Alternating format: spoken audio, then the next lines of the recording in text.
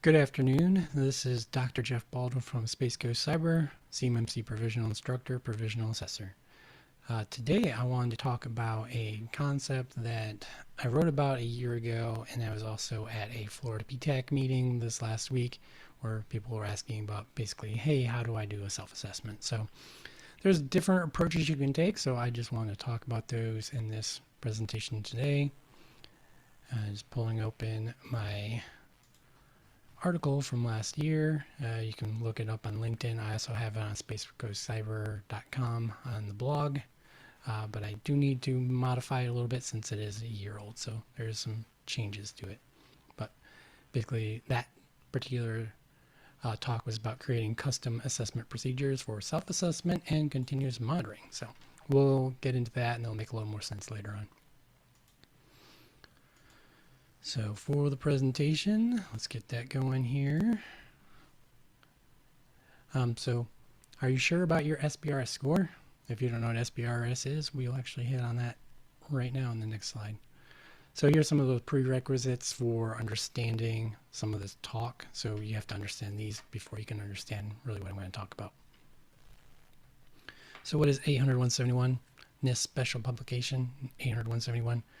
That's basically the requirements for protecting controlled unclassified information. And it gets called out in the DFARS, which is the Defense Federal Acquisition Regulation Supplement, DFARS 7012. That's the first bullet. Second bullet is 32 CFR Part 2002.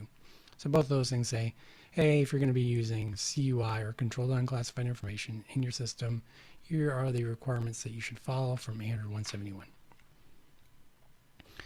So if you don't know what CMMC is basically a program that's been sponsored by the Department of Defense. And in the current iteration of it, CMMC Level 2, which is meant for CUI, maps directly to 800-171. So basically, if you're going to be on a DoD contract that has controlled unclassified information, you will be following CMMC and 800-171 at least. And you may be also doing 800-172, but that's another discussion for level 3. But one thing to mention here is that 800-171 was a self-attestation model previously. With CMMC for level 2, it becomes a third-party independent validation and assessment. So we did mention the SPRS. What is SPRS? It's Supplier Performance Risk System. There's 2 DFARS rules that came out basically the end of 2020 that were saying that you have to more or less input a self-assessment score into SPRS for contracts. So if you have either the 7019 or 7020 clauses in your contract, you need to put a score into SPRS.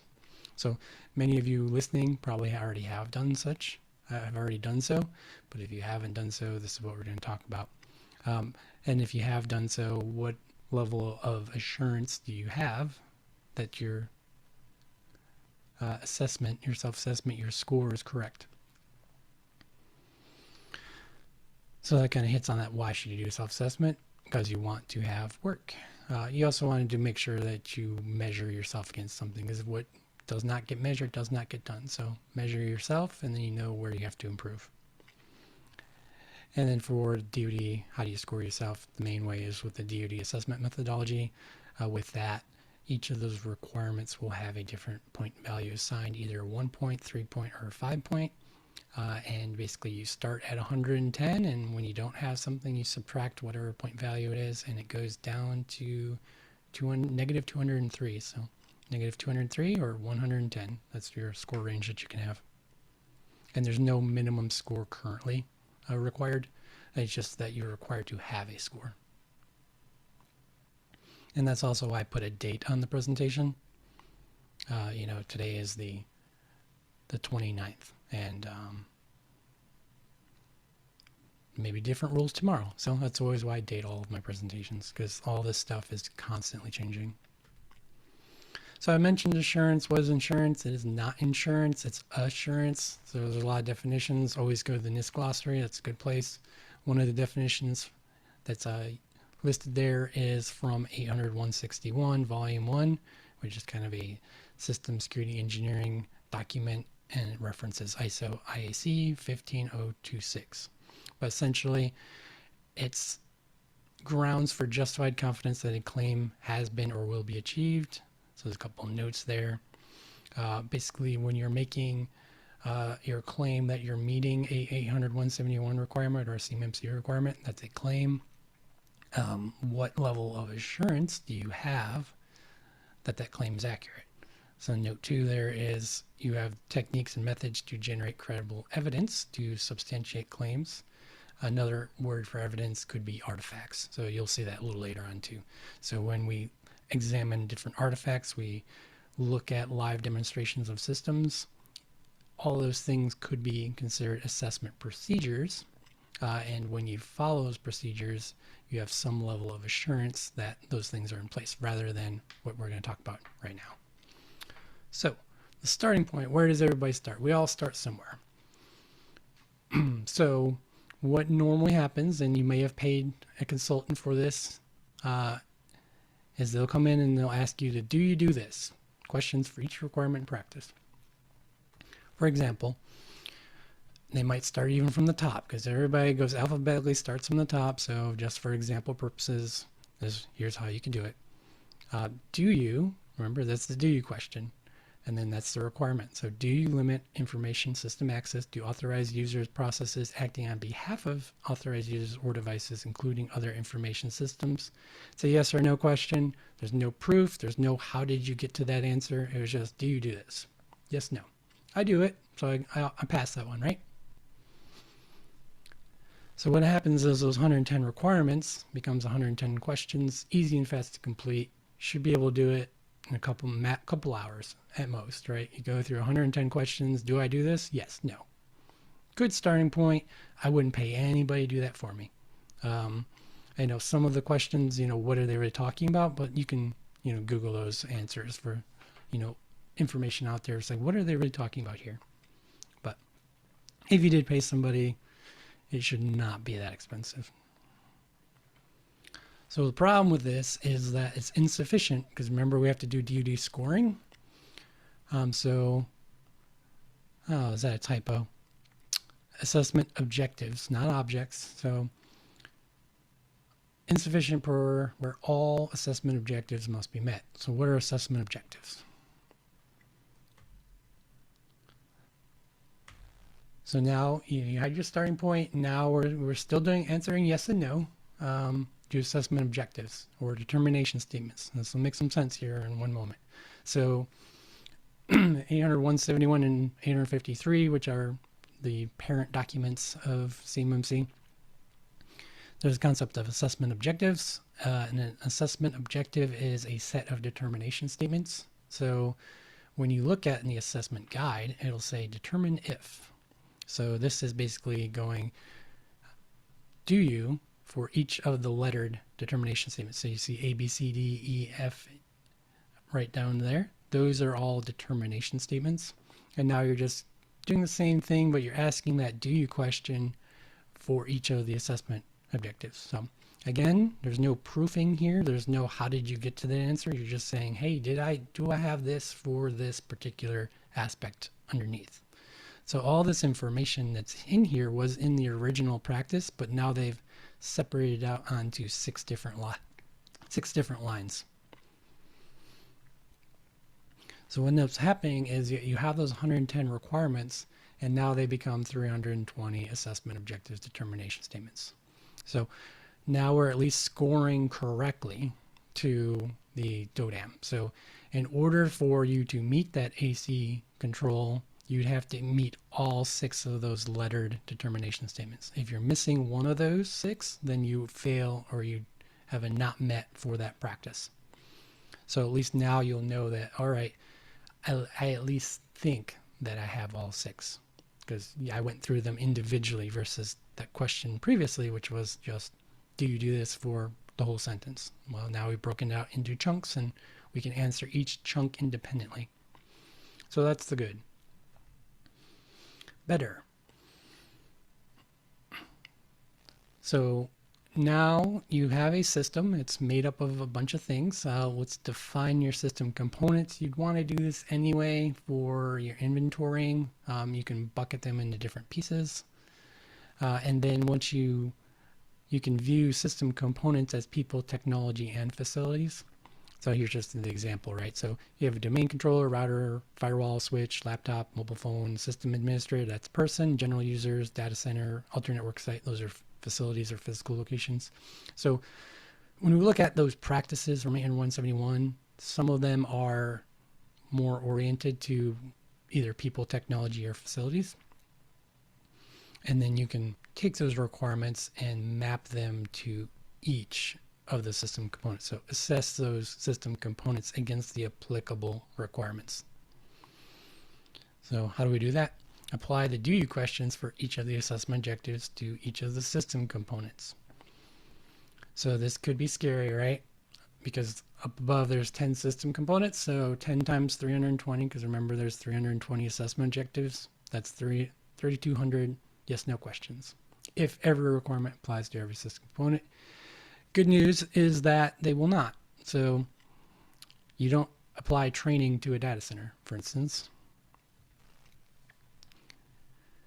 And you don't do it for technical devices either. So those will only be for those people components. Between 75 to 80% of CMMC and 80171 is really more non-technical practices and procedures. So anything that's a non-technical practice and procedure really just goes to the people system components or the people assets of your system. Anything that's those technology and the facilities, that facilities focus mostly on the physical aspects of the PE domain, whereas the technical would focus more on the actual 25% to 20% that's technical settings like operating systems and group policy objects and all that sort of thing. So you won't end up with 3,200. It'll be a number less, but it is a number that's a lot bigger than 320. But this is getting better. And remember, the key here is that the more you do this, the more assurance that you have that you're meeting those requirements for all your components. So what does this look like? So remember from the previous example, we did it for, just overall, but this one we added in the components. So you can ask for any of the applicable, right? So any of those applicable requirements for that component, you can ask these questions, but you can ask it at a per component level. So it gives you more granularity. So if any of these are no, you know exactly what is a no and where you can go to fix it. So best. Create an assessment playbook that consists of all your assessment procedures for how you verify that you'll meet each requirement for each system component. And this kind of builds on that article I kind of flashed up on the screen. But here we are making that into something repeatable. So we'll give you an example of what this might look like in a moment, but identify any artifacts, procedures so that anyone can execute your assessment procedures. Makes sense, right? Written procedures identify exactly what document to look at, what page number or section number. I also tell you how to open a dashboard to show a practice is in place. So a lot of people will actually reference a Microsoft help page that tells you how to go to a particular screen or whatever else.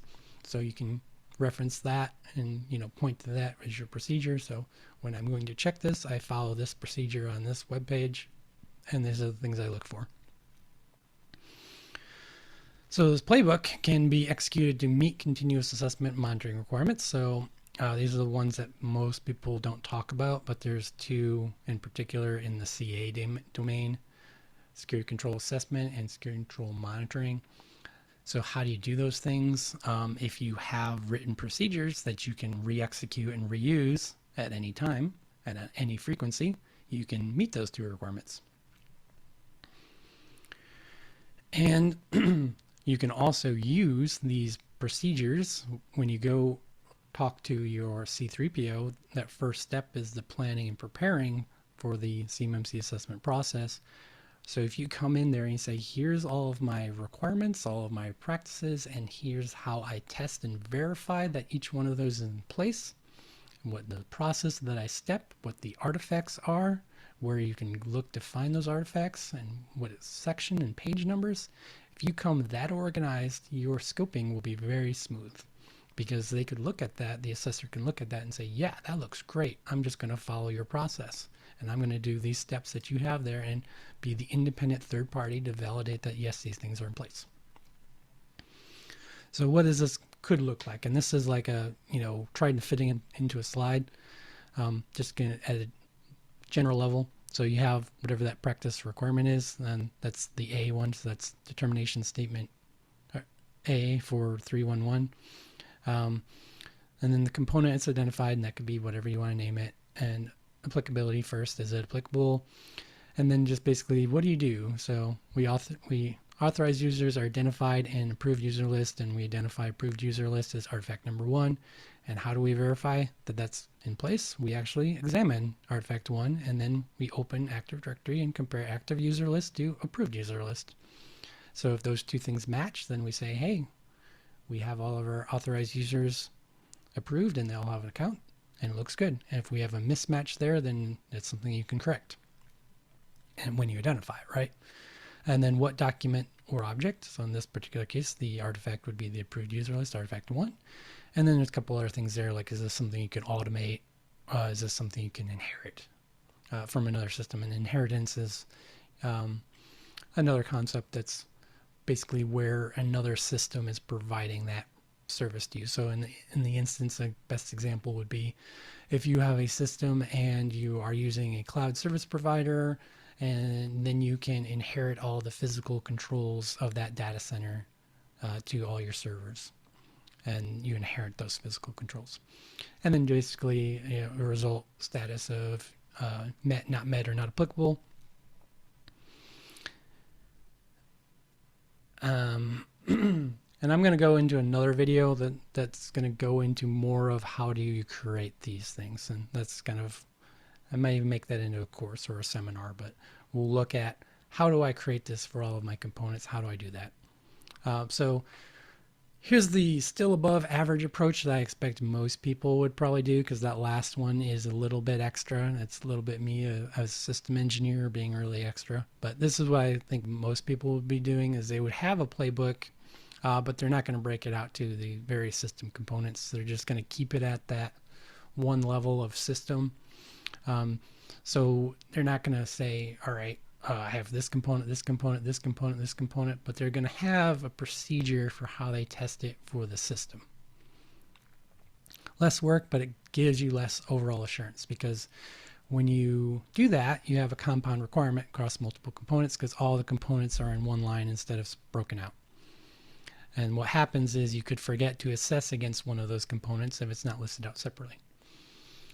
But if you do remember to assess all the components, it would be harder to identify which components fails if you have a one assessment procedure. So it could be, many lists. If you have 5 components and you have 10 assessment procedures, that's 50, but you have it in one line and you just mark it as met.